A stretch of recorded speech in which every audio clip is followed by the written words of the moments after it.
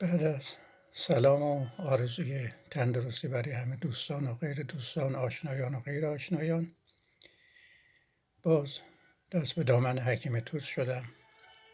بعد از مدت ها، چه ارز کنم مدت ها که بعد از 1 سال اندی دوباره خوام دنبال شاهنامه رو تقدیم دوستان و غیر دوستان بکنم. شاهنامه رو تا اونجا پی گرفتم که رستم جای زال میشینه، جهان پهلوان میشه،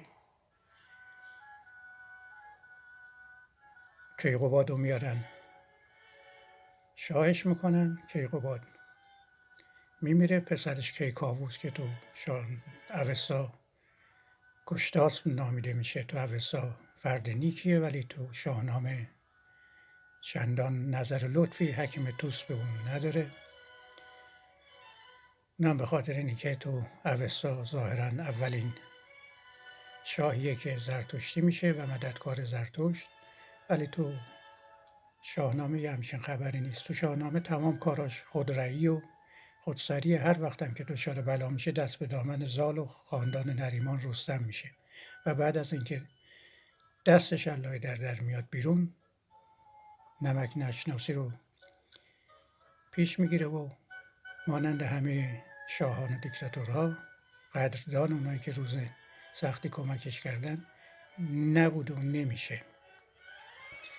رسیدیم به اونجا که رستم و زال میفرسته دنبال کیکاووس، کیکاووسی که به طمع گرفتن مازندران لشکر میکشه، ابتدا پیروز میشه، غنایم و کنیزا و اینا میان، ولی وقتی دیو سفید میاد شکست میخوره، دستگیر میشن، تمام اینا از دست میره. پیغام میفرسته به زال که مدد کن که دچار بلا شدم.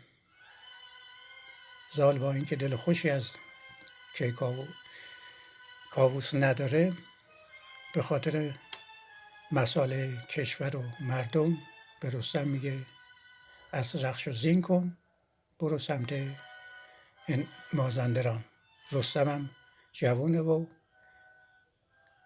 سر پر شور و غروری داره، یادآور میشه که ندیدی که برفا ما رو با ما چه برخوردی کرد، با ما چی گفت، چجور برخورد کرد. زال جهان دیده میگه الان مسئله کیکاووس نیست، الان مسئله بود و نمود تخت نشین شاهنشاهی و اتحادیه شاهنشاهی. اگر اون نباشه این خیمه میپاشه. فعلا جایگزینی نداریم، بنابراین در اسرع وقت حرکت کن.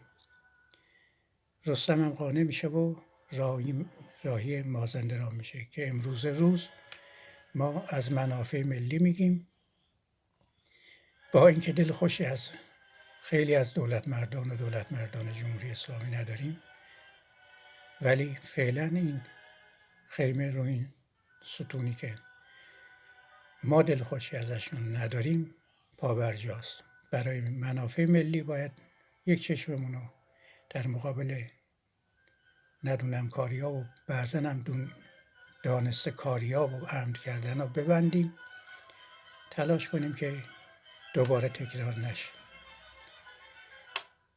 و بعد با سر تعظیم فرود آوردن در مقابل مردم قهرمان فلسطین، به خصوص غزه، هفت‌خوان رستم رو شروع میکنم.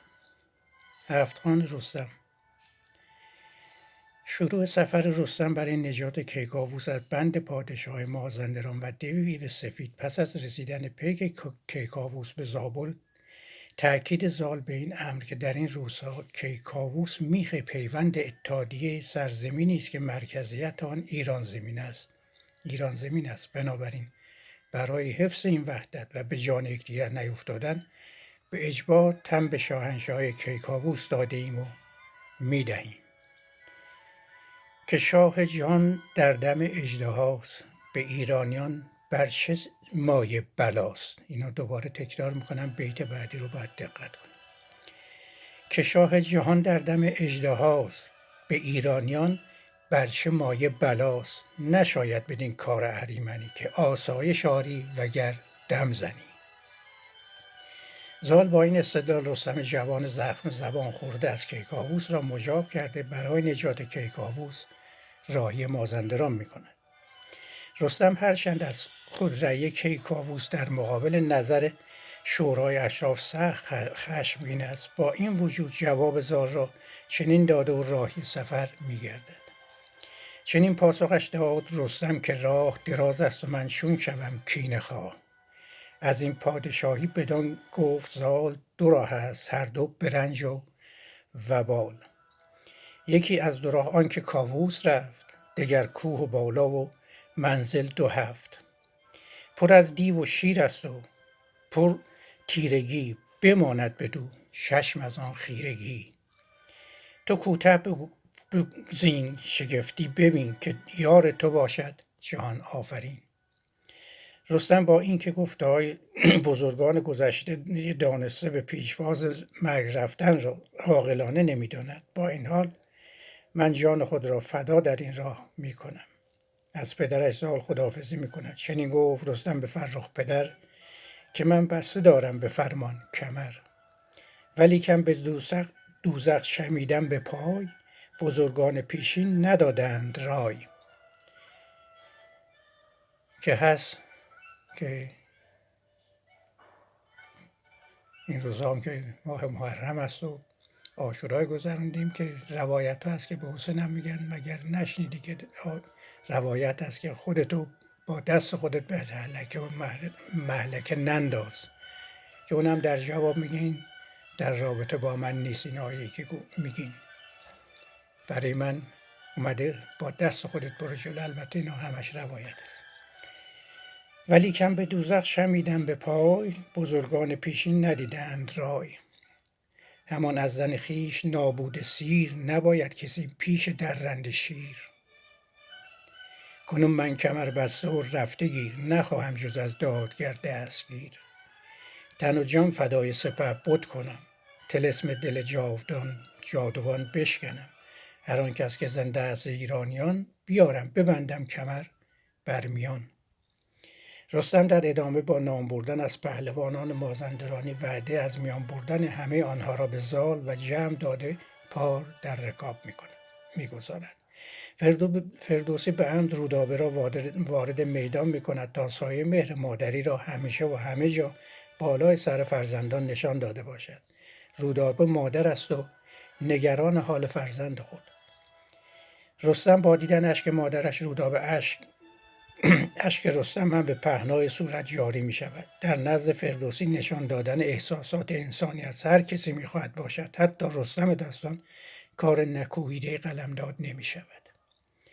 بیامد پر از آب به روی، همی زار بگریست دستان بر روی.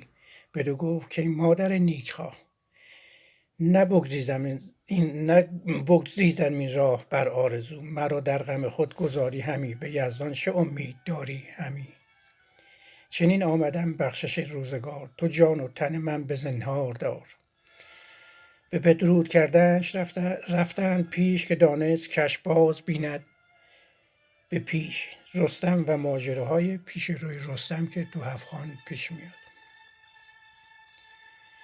این بخش را میتوان جزء داستان سرایی و تراوشات ذهنی نویسندگان قبل از فردوسی و فردوسی دانست. بنابراین از این قسمت من هم همراه رستم که برای رسیدن به مازندران مسیر 2 روزه را 1 روزه طی می‌کند، میتوانم با سرعت تا آنجا که لطمه به گفته‌های بزرگمرد طوس حکیم ابوالقاسم فردوسی وارد نکند بگذرم. ادامهش اینه: برون رفت پس پهلوی نیمروز، پیش پدر گرد گیتی فروز. 2 روزه به 1 روزه بگذاشتی، شب تیره را روز پنداشتی. رستم هم مانند تمام انسان‌ها گرسنه و تشنه و از فشار کار خسته می شود. فرقی که در شاهنامه فردوسی در این مورد برای رستم قائل است، مقدار خوراک رستم است، نه چیزهای دیگه انسانی. تنش چون خورش خواست آمد به شور، یکی دشت پیش آمدش پر ز گور. کمند کیانی بینداخت شیر، به حلقه در آورد گور دلیر. ز پیکان تیر آتش برفروخت، بدو خاک و خاشاک و هیزم بسوخت. بر آن آتش تیز بریانش کرد، از آن پس که بی پوست و بی جانش کرد. بخورد و بینداخت زو استخوان، همین بود دیگ و همین بود خوان. پس از سیر شدن خواب به سراغ رستم میآید. رستم به خواب میرود. رخش اسب بیدار مانده و مراقب امنیت رستم است. در این محل شیری قوی پنجه و درنده زندگی می کند. شیری که به دد و انسان اجازه گذر و ماندن در آن محل را نمی دهد. فردوسی فکر شیر را چنین می گوید: چو یک پاس بگذشت درنده شیر، به سوی کنام خود آمد دلیر. بر نی یکی پیل را خفته دید، بر او یکی اسب آشفته دید. نخست اسب را گفت باید شکست، چه خواهم سوار خود آید به دست. شیر با این خیال که رخش هم مانند دیگر چارپایان است، می تواند با یک حمله کارش را تمام کند، به رخش حمله می کند. هنوز طنین رخش پاک نگشته، سمهای رخش بر فرق شیر فرود آمده. شیر درنده را نقش زمین می کند. سوی رخشان برآمد دمان، چو آتش بجوشید رخش آن زمان. دو دست اندر آورد و زد بر سرش، همان تیز دندان به پشت اندرش. همی زد بر خاک تا پاره کرد، ددی را بر آن چاره بی چاره کرد. فردوسی معلوم نمی کند رستم از سر صدای جنگ رقص با شیر از خواب بیدار گشته یا از خواب سیر گشته و بیدار شده است. هر زمان رستم بیدار شده باشد چندان مهم به نظر نمی رسد. مهم رفتار رستم با رخش است. رستم با عصبانیت به رخش از اینکه خود به جنگ شیر رفته است اعتراض می کند. این معترض شدن رستم هم نه از علاقه به رخش سرچشمه می گیرد. رستم در فکر خودش است که چگونه این همه بار را تا مازندران باید حمل کند. چو بیدار شد رستم تیزچنگ، جهان دید بر شیر تاریک و تنگ. چنین گفت با رخش کای هوشیار، کی گفتت که با شیر کنی کارزار؟ اگر تو شدی کشته در چنگ اوی، من این گرز و این مغفر جنگجوی. چگونه کشیدی به مازندران، کمند کیانی و گرز گران؟ چرا نامدی نزد من با خروش تو هم چون رسیدی به گوش. سرم ز خواب خوش آگه شدی، تو را جنگ با شیر کوته شدی. خان اول رستم با کشته شدن شیر توسط رخش و تشر رستم به رخش پایان می‌یابد. خان دوم رستم با گرفتار شدنش در بیابان بی آب و علف و غلبه تشنگی بر رستم و رخشش آغاز می شود. رستم دستان مانند تمام انسان‌ها در شرایطی که امیدش همه جا و همه کس بریده می شود رو به آسمان کرده، از آنی که در آسمان برایش جایگاهی ساختند طلب کمک می کند. به اسب گویان زبان سوار، ز گرما و از تشنگی شد ز کار. همی جست بر چاره چستن رهی، سوی آسمان کرد روی آنگهی. گریدونک خشنودی از رنج من، بدان گیتی آکنده کن گنج من. ملاحظه میکنیم که با اعتراض به آسمونی میگه گریدونک خشنودی از رنج من، که از رنج من تو خوشحال میشی، جان منم بگیر اون موقع. بدان گیتی آکنده کن گنج من. رستم در این موقعیت پیش از این که در فکر جان خیش و رخش باشد، در این فکر است که با این شرایط پیش آمده چگونه میتواند کیکاووس و ایرانیان را که ایرانیان در بند اسارت مازندرانیان را از بند اسارت خلاص کند. همانطور که در بیت بالا به کیهان خدیو، تو پرانتز بگم خدیو جمله ترکی با ریشه فارسی به نام خدا صاحب، میگوید اگر این تلاش و زحمت من مورد خوشحالی توست، آن را به عنوان هدیه از من قبول کن، یاری کن تا در بندیان را رها کنم، آزاد سازم. اینجا دیگه فکر خودش نیست، فکر مردمه که اگر نتونه مردم تو مخمص و گرفتاری خواهند. با اینکه این در بند شاه مازندران بودنش به خاطر اشتباه و خلافکاری خودشان از نظر تو می باشد، چشم بر این باورمندان خود ببند که باز گوشزد میکنه به اون بالاییه که خود کرده را تدبیر چیست، ولی با این حال ندیده بگیر. و میگه بپویم همی تا مگر کردگار، دهد شاه کاووس را زینهار. هم ایرانیان را ز چنگال دیو، گشاید بیازار کیان خدیو. این آخرین گفته های رستم قبل از پا افتادن از تابش آفتاب و فشار تشنگی از زبان او خارج می شود. رستم در همان لحظه امدادی از غیب به دادش میرسد یا رسانده میشود. تن پیلوارش چنان تفته شد که از تشنگی سست و آشفته شد. بیفتاد رستم بر آن گرم خاک، زبان گشته از تشنگی چاک چاک. از آن رفتن میش اندیشه خواست، به دل گفت کآبشخوره این کجاست. میبینه یک میشه داره میاد، دنبالش میشو میگیره که ببینه این کجا میره برای آب خوردن. رستم با دنبال کردن میش به محل آبشخور میش میرسیده، زبان به سپاس از امداد رسان غیبی باز میکند. تو پرانتز باز علاقمندان به این گفته‌های رستم با مراجعه به صفحه 197 شاهنامه تحسین نوشین میتونن همه رو بخونن. رستم پس از سیراب شدن خود و اسبش رخش تنی به آب میزند. رستم جان گرفته تازه متوجه گرسنگی خود میگردد. پس از شکار و سیر شدن خواب جای تشنگی و آفتاب زدگی را گرفته. رستم را در آغوش خود میگیرد. در اینجا خوان دوم با آخر رسیده، خوان سوم شروع می شود. رخش وظیفه خود می داند، با تمام خستگی چشم بر هم نگذارد. رخش تنها مرکب رستم نیست، رخش رفیق راه و همدم و حافظ جان رستم است. برای رخش میدان نبرد و دشت شکار و بزم و شادی و خواری فرقی ندارد. هر کجا رستم باشد رخش پاسبان رستم است.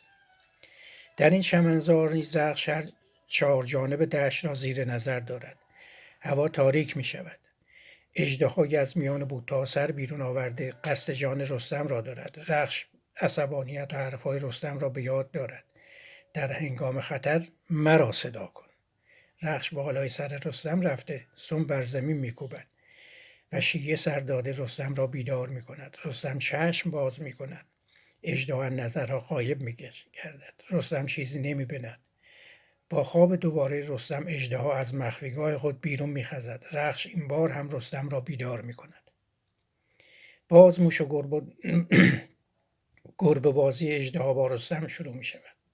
باز شدن رستم همزمان است با غیب شدن اژدها. رستم بدخواب شده باز هم خطری در اطراف خود نمی بیند. با اعتراض به رخش می گوید تهمدم به رخش سراینده گفت که با کس مگوش و مشو نیز جفت. اگر دشمنی آید سوی من بپوی، تو با دیو و شیران مشو جنگجوی. بخفت و برآسود و نگشاد لب، چمان و چران رخش تا نیمه شب. ز دشت اندر آمد یکی اژدها، کز او پیل گفتی نیابد رها. بیامد جهانجوی را خفته دید، بر او یکی اسب آشفته دید. سوی رخش رخشنده بنهاد روی، دوان اسب شد سوی دیهیم جوی. باز یک تذکر اینجا بدم که توان آقای جنیدی هم این تذکر رو داده. رستم دیهیم جو نیست، رستم دیهیم بخش. خاندان نریمان دنبال دیهیم نیستن. اگه میخواستن میتونستن به سادگی به دست بیارن، ولی دیهیم بخشن و حافظ منافع اشراف و مردم. که اینجا به این صورت تذکر در این بیت رستم را دیهیمجو خواندن نامناسب است. رستم پهلوان جهان است، به دنبال تاج پادشاهی نبوده است. همی کوفت بر خاک رویین سم، چو تندر خوری شده و افشاند دم. از خواب بیدار می شود رستم، چیزی نمی بیند. دوباره می خوابد. رستم دگرباره چون شد به خواب اندرون، ز تاریکی آن اژدها شد برون. به بالین رستم تک آورد رخش، همی کند خاک و همی پخش کرد. دگر بیدار شد خفته مرد، برآشفت و رخسارگان کرد زرد. بیابان همه سر به سر بنگرید، به جز تیرگی شب به دیده ندید. فردوسی رستم را نیز مانند تمام انسان‌های نیمه تکرار میکنم به تصویر میکشد. رستم هم مثل اکثر مردمان از بدخواب شدن توسط دیگری اختیار از دست داده عصبانی میشود. در حالت بدخلقی با آن یار مهربان خود چنین میگوید: بدان مهربان رخش بیدار گفت، که تاریک شب بخواهی نهفت. باز هم یک تذکر در بیت بالا مصرع دوم به نظرم چنین آمده است: بخواهی نهفت چندان مناسب و همخوان بیت نیست. به احتمال این آشفتگی هنگام نسخه برداری توسط نسخه برداران رخ داده باشد. به نظرم آمده است آمد درست این بدیمون است به ظن من بوده است. بدان مهربان رخش بیدار گفت که تاریک شب نخواهی بخفت. با مراجعه به شاهنامه‌ای در دست رسم آقای فریدون جنودی را هم نظر خود یافتم. شاید هم منظور فردوسی پنهان کردن شب از چشم رستم بوده است. دنباله داستان: سرم را همی باز داری ز خواب، به بیداری من گرفتی شتاب. گر این بار سازی چنین رستخیز، سرت را ببرم به شمشیر تیز. پیاده شوم سوی مازندران، کشم ببر و شمشیر و گرز گران. برای سوم بار به خواب می رود رستم. اژدها با عمیق شدن خواب رستم ظاهر می گردد. رخش با دیدن اژدها بر سر دوراهی خود را سرگردان می بیند. نه اجازه دارد خود به جنگ اژدها برود و دیگر ترس از ناپدید شدن اژدهاست و کشته شدن به دست رستم. در اینجا نیز فردوسی با زیرکی خاص خود به سلطان غزنوی و خوانندگان شاهنامه عمده و غیر عمده را کردن مسائل را یادآور می شود. برای رخش در این میان اصل و عمده نجات جان رستم است، حتی به قیمت کشته شدنش به دست رستم. با این احتمال حداقلی رستم قبل از مخفی شدن اژدها را ببیند. امروز نیز باید عمده و غیر عمده را در وضعیت کشورمان ایران و منطقه و جهان از یکدیگر تمییز بدهیم تا دچار خطا در موضع‌گیری ها نشویم که متاسفانه دوستان خیلی خوب ما بعضا دچار این اشتباه میشن. سیوم ره به خواب اندر آمد سرش، ز ببر بیان داشت پوشش سرش. بغرید باز اژدهای دژم، همی آتش افروخت گفتی به دم. چراگاه بگذاشت رقص آن زمان، نیاراست رفتن بر پهلوان. دلش زان شگفتی به دو نیم بود، کش از رستم و اژدها بیم بود. خروشی جوشید و برکند خاک، ز نعلش زمین شد همه چاک چاک. رستم این بار نیز از خواب با عصبانیت از دست رخش بیدار می شود. قبل از اعتراض به رخش چشمش به اژدها می افتد. فردوسی دیده شدن اژدها به چشم رستم را از کمک‌های امداد غیبی به رستم قلمداد آورده چنین می نویسد: چنان ساخت روشن جهان آفرین، که پنهان نکرد اژدها را زمین. بر آن تیرگی رستم او را بدید، سبک تیغ تیز از میان برکشید. رستم پس از دیدن اژدها رجزخوانی را شروع می کند. اژدها هم در پی پاسخ از خود می گوید: و اینکه این محل ملک طلق من است. هیچ کس و هیچ پرنده و چرنده ای، حتی عقاب هم اجازه عبور از این محل را ندارد، مگر نه شانه از اینجا رفته باشد. رستم در جواب اژدها میپرسد: نام تو چیست و خود را معرفی کن تا بی نام به دست من کشته نشوی. اژدها نیز از رستم خواهان معرفیش می شود و میگوید: نامت را بگو تا خبر مرگت را به زنی که تو را زاییده است بدهم. دقت باید کرد فردوسی در این بیت فرزند را منتسب به مادر میدونه نه پدر. پس از این رجزخوانی رستم و اژدها به هم میپیچند. چنین به نظر رخش میرسد رستم و اژدها همزور میباشند. رخش احتمال پیروزی دستان بر اژدها را چندان در دسترس نمیبیند. برای بار دوم رخش عمده را بر غیر عمده برتر دانسته. برخلاف گفته رستم با یک خیز خود را به اژدها رسانده، شاهرگ اژدها را با دندان پاره میکند.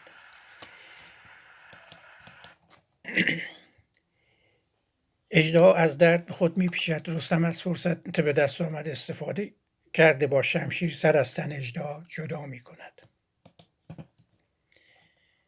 برآویخت با او به جنگ اژدها، نیامد به فرجام از رو رها. چو زور تن اژدها دید رخش، کزان سان برآویخت با تاج بخش. دقت کنیم که اینجا میگه رستم تاج بخشه. بمالید گوش اندر آمد شگفت، بلند اژدها را به دندان گرفت. بدرید کتفش به دندان چو شیر، برو خیره شد پهلوان دلیر. بزد تیغ و بنداخت از بر سرش، فرو ریخت چون رود خون از برش. با کشته شدن اژدها به دست رخش رستم خوان سوم به پایان میرسد. خوان چهارم رستم: در چهارمین آزمون رستم با زن جادو در یک دشت سرسبز درگیر می شود. رستم با دیدن آن مرغزار و چشمه جوشان آب و گل و ریحان به اضافه بساط شادخواری و تنبوری هم در کنار بساط پهن شده کنار آب نعره‌ای می‌کشد. صاحب بساط با دیدن آن سوار با چنان هیبت پا به فرار می‌گذارد. رستم دستان با دیدن آن صحنه همانند هر انسانی دستخوش احساس گشته جامی از می پر کرده سر می‌کشد. سپس تنبور به دست گرفته فرق زندگی خود با مردم عادی را با افسوس چنین سر می‌دهد. بشنویم درد دل رستم با خودشون. خور جادوان بود چون رستم رسید، از آواز و دید شد ناپدید. نشست بر چشم فرخنده پی، یکی جام زر دید پر کرده می. ابا می یکی نیز تنبور یافت، بیابان چنان خانه سور یافت. تهمدن من آن را به بر در گرفت، بزد رود و گفتارها برگرفت. که آواره و بدنشان رستمم، که از روز شادیش بهر غم است. اینو دوباره میخونم که آواره و بدنشان رستم است، که از روز شادیش بهر غم است. همه جنگ است میدان او، بیابان و کوه است بستان او. همه جنگ با شیر و اژدهاست، کجا اژدها از کفش نارهاست. می و جام و بویای گل و میگسار، نکرده از بخشش ورا کردگار یا کردگار. همیشه به جنگ نهنگ اندر است، وگر با پلنگ و به جنگ اندر است. زن جادوگر شکوه‌های رستم را میشنود، با این خیال که شکار خوبی به دستش رسیده است خود را به صورت زنی جوان و دلربا در میآورد. زن جادوی پتیاره به صورتی که دل هر مردی را در آن واحد به خود جلب میکند در مقابل رستم ظاهر میشود. رستم از باده نبید گرم شده با دیدن آن پریرو در مقابل خود، با جامی پر از شراب در دست، از آن همه نعمتی که بعد از جنگ با شیر و اژدها نصیبش شده است شکر دادار را یا دادگر را به جا می آورد. غافل از اینکه نام دادار باطل و سحر است، با این گفته رستم زن جادو به شکل اولیه خود در می آید. رستم با دیدن چهره واقعی زن او را به کمند که پیچیده با یک ضربه شمشیر دو نیمه‌اش می کند. بشنویم فردوسی که میگه که در دشت مازندران یافت خان، می و جام با میگسار جوان. چه آواز داد از خداوند مهر، اینجا باز نه خداوند مهره نه الله، دگرگونه تر گشت جادو به شعر. سیه شد چو نام یزدان شنید، تهمدن سبک چون در او بنگرید. بینداخت از باد خم کمند، سر جادو آورد ناگه به بند. میانش به خنجر به دو نیم کرد، دل جادوان زو پر از بیم کرد. خان چهارم با کشته شدن زن جادو و پاک شدن آن سرزمین از وجود جادو و جادوگران پایان میپذیرد. خان پنجم رستم در مسیر خود به محلی میرسد که از تاریکی محل رستم را به تعجب میاندازد. همی رفت پویان به جایی رسید که اندر جهان روشنایی ندید. شب تیره چون روی زنگی سیاه، ستاره نه پیدا نه خورشید و ماه. تو خورشید گفتی به در اندر است، ستاره به خم کمن اندر است. انان رخش داد و بنهاد روی، به افراز دید از سیاهی نجوی. نه افراز دید از سیاهی نجوی. رستم از این ظلمت کده پا به دنیای روشنایی میگذارد. محلی که از نظر رستم کاملا با مسیر قبلی در تضاد می‌بیند. فردوسی از این صحنه سازی قصدش نشان دادن زاده شدن هر پدیده نوعی از دل تضادها بیرون میآید. شاید هم اشاره فردوسی به ادیان ما قبل از زرتشتی بوده باشد. و از آن جو سوی روشنایی رسید، زمین پرنیان دید و یک سر خوید. جهانی ز پیری شده نوجوان، همه سبز و آبهای روان. رستم پس از خشک کردن تن، پوش و سایر وسایل همراه خود در سینه کش آفتاب به خواب می رود.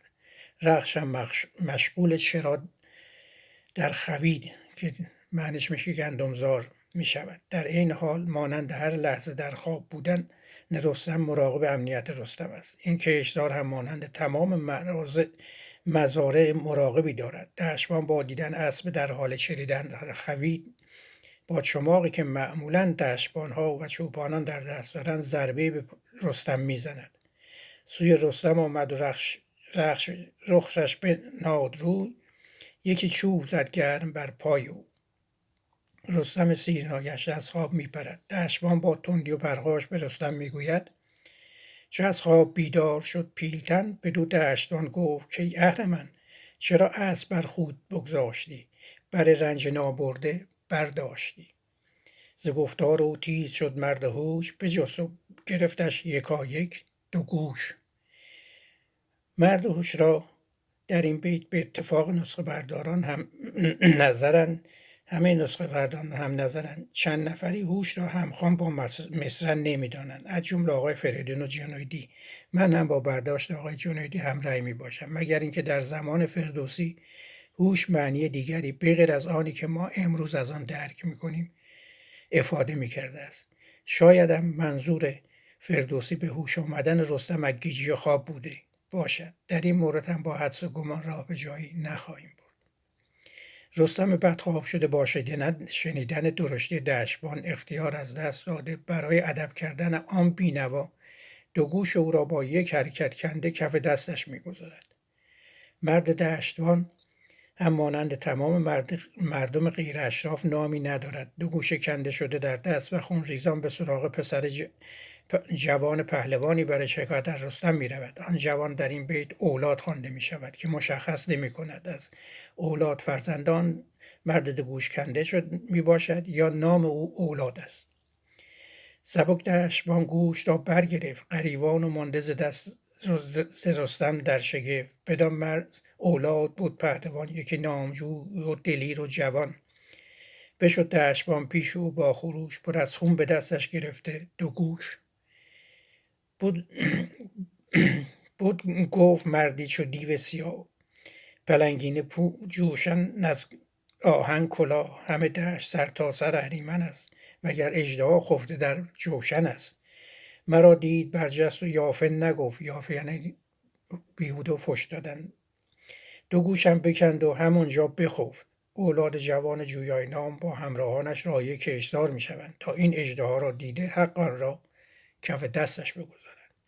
چو بشنید اولاد برگشت زود، برون آمد از درد دل همچو دود. که تا بنگرد کو چه مردی است خود، ابا او ز بهر چه کرده است بد. این خود بد بخونه که با بد بیاد این دست انداز میفته. رستم با دیدن آن سوار پای به رکاب گذاشته، شمشیر دست